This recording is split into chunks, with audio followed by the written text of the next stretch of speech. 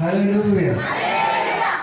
దేవుడు సంతోషపడినట్లు ఎల్లప్పుడూ మనము ఆయనకు ప్రియమైన బిడ్డలుగా ఉండాలి. వరలక్ష్మి సాక్ష్యం చెప్పేటప్పుడు తన బిడ్డ విషయము ఎంతో బాధాకరంగా చెప్పింది.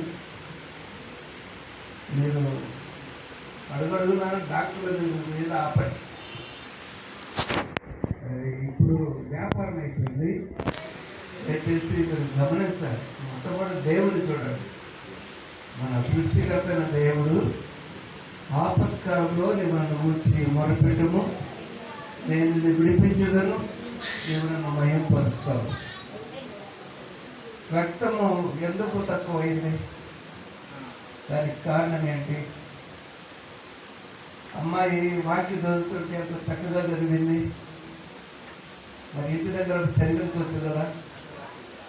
ప్రతి వారము ప్రతిరోజు ఆ కాలంలో విశ్రాంతి దినం మాత్రమే దేవునికి ఆరాధన. ఏ పని చేయరు. ఆ యొక్క విశ్రాంతి దినమందు ఏ పని చేయరు.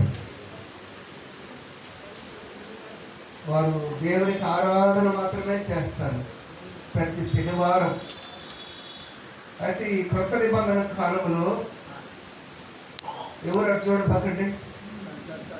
ఈ కొత్త నిబంధన కాలంలో దేవుడు చెప్పే మాట గమనించండి, జాగ్రత్తగా గమనించండి. ఏ రోజులు మనము ఆరాధన చేయాలి? ప్రతిరోజు మనం ఆరాధన చేయాలి, ప్రతిరోజు ప్రార్థన చేయాలి, ప్రతిరోజు బైబిల్ చదవాలి. అప్పుడు వారానికి ఒకసారి వాళ్ళు చేసేవారు. ఈరోజు ముస్లిమ్స్ చూడండి, 5 సార్లు నమాజ్ చేస్తుంటారు.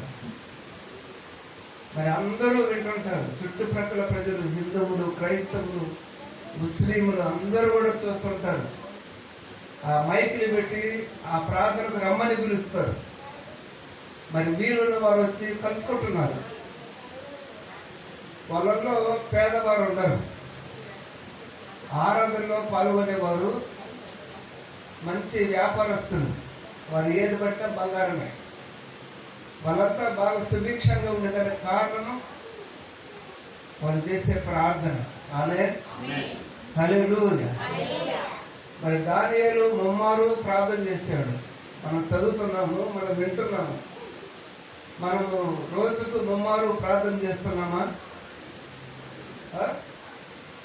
ఎందుకని?